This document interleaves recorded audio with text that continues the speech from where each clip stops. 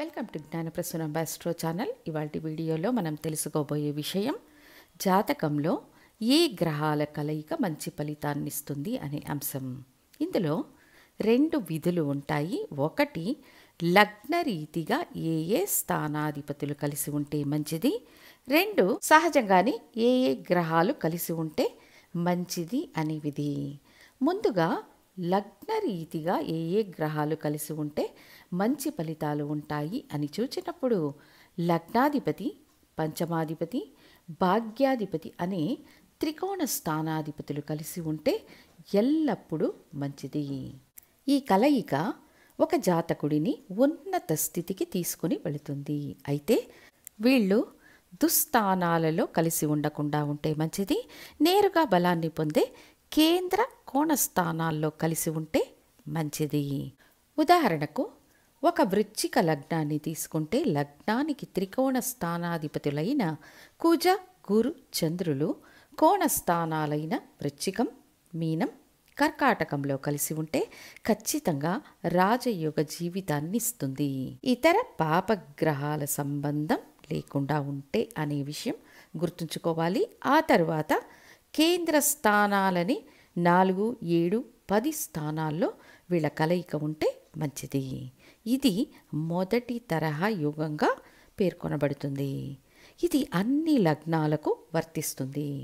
ఆ తర్వాత కేంద్ర స్థానాధిపతులు ఒకరికొకరు కలిసి ఉండడం లేదా వాళ్ళు ఒకరికొకరు కేంద్ర స్థానాల్లో ఉండడం మంచిది.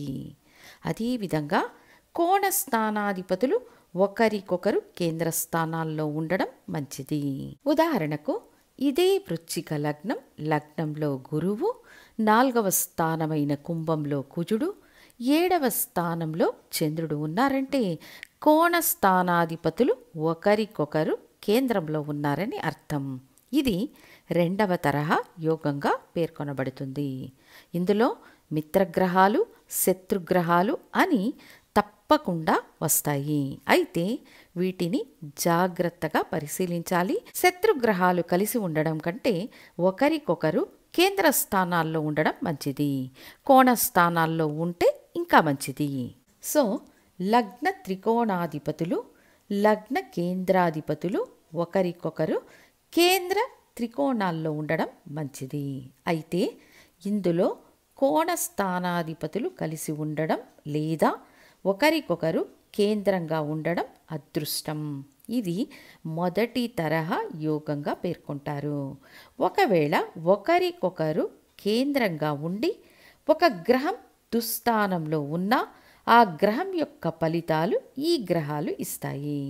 ఉదాహరణకు ఇదే వృశ్చిక లగ్నం, 2వ స్థానంలో గురువు, ఈ గురువుకు 4వ కేంద్రమనే మీనంలో కుజుడు, కుజుడికి 4వ కేంద్రమనే మిథునంలో చంద్రుడు ఉన్నాడు అనుకోండి. చంద్రుడు తన అష్టమ స్థానానికి 12వ స్థానమనే దుస్థానంలో ఉన్నా కుజుడికి గురువుకు కేంద్ర స్థానంలో ఉన్నాడు కాబట్టి చంద్రుడు దుస్థానంలో ఉన్నారని నెగిటివ్ ఫలితాలు ఉండవు, మంచి ఫలితాలే ఉంటాయి. లగ్న శుభులని 1, 5, 9 స్థానాధిపతులు ఒకరికొకరు కేంద్ర కోణ స్థానాల్లో ఉండడం మంచిది. తరువాత కేంద్ర స్థానాధిపతులు ఒకరికొకరు కేంద్ర స్థానాల్లో కానీ కోణ స్థానాల్లో కానీ ఉండడం మంచిది. ఇటువంటి గ్రహ కలయిక యోగాన్నిస్తుంది.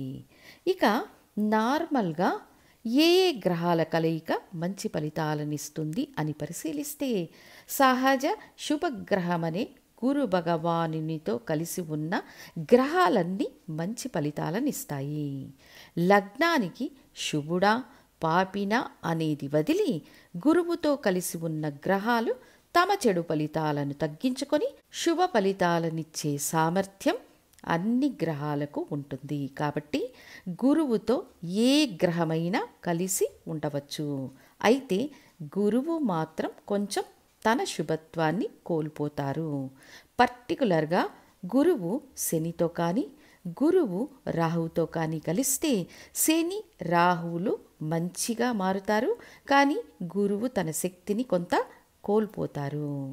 ఆ తరువాత ఇంకొక శుభగ్రహమైన శుక్రునితో కలిసిన గ్రహాలు అని చూచినప్పుడు శుక్ర బుధుల కలయిక మంచిది. రవి శుక్రుల కలయికలో రవి శుభత్వంగా మారుతారు. తర్వాత శుక్ర చంద్రుల కలయిక మంచిదే అన్న ఒక ఈగో అనేది ఏర్పడుతుంది. శుక్ర గురువుల కలయిక కూడా ఒక ఈగో అనేది ఏర్పడేట్లు చేస్తుంది. శుక్రునితో కుజుడి కలయిక వల్ల భృగు మంగళ యోగం అనేది ఏర్పడి కుజుడు మంచి ఫలితాలనిస్తాడు. శుక్రునితో శని కలిసి ఉన్నప్పుడు శని శుభత్వంగా మారిపోతాడు, శుక్రుడు బలహీనమవుతాడు. శుక్రకేతువుల కలయిక వల్ల ఆధ్యాత్మిక సంబంధాలు మంచి పురోగతిని ఇస్తాయి. శుక్ర రాహువుల కలయిక మంచి ఆర్థిక విజయాన్ని ఇస్తుంది, బట్ కొన్ని అక్రమ సంబంధాలను సృష్టిస్తుందనేది వేరే విషయం.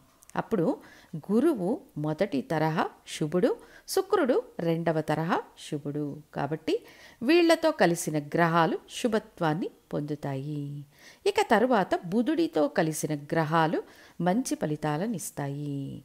బుధుడితో రవి కలిసి ఉంటే బుధాదిత్య యోగం అనేది ఏర్పడుతుంది. అయితే ఇతర గ్రహాల ముందు బుధుడి బలాన్ని సీరియస్గా తీసుకోరు.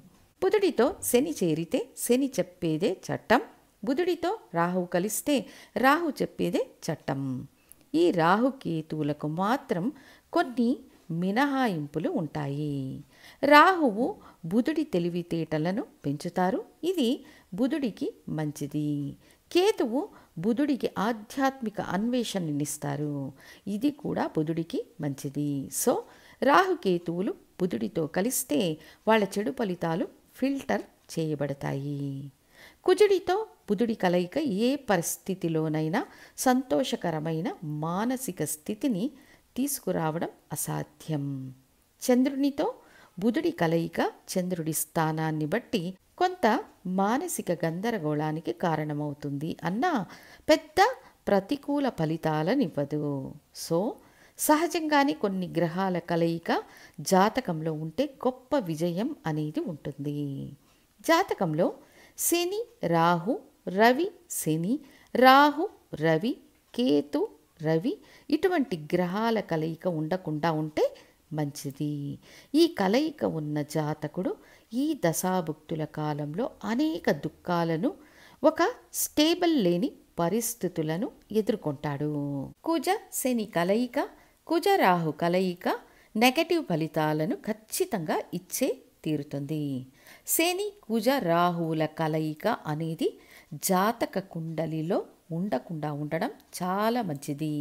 అలా ఉంటే ఆ స్థానం నాశనం అవుతుంది. శుభగ్రహ సంబంధం ఉంటే కొంత నెగటివ్ ఫలితాలు పరిమితమవుతాయి. సహజ శుభగ్రహాల కలయిక మంచిది. కొన్ని సందర్భాల్లో శుభగ్రహాలైన గురువు బుధుడు కలిసినప్పుడు నువ్వా నేనా అనే పోటీ ఏర్పడుతుంది. అదే గురు శుక్రులు కలిసి ఉన్నప్పుడు కొంచెం ఈగో వల్ల సమస్యలు ఏర్పడతాయి. సో లగ్న శుభులు కలిసి ఉండడం మంచి ఫలితాలనిస్తుంది. ఒకరికొకరు కేంద్రంలో ఉన్న కోణ స్థానాల్లో ఉన్న మంచి ఫలితాలు ఉంటాయి.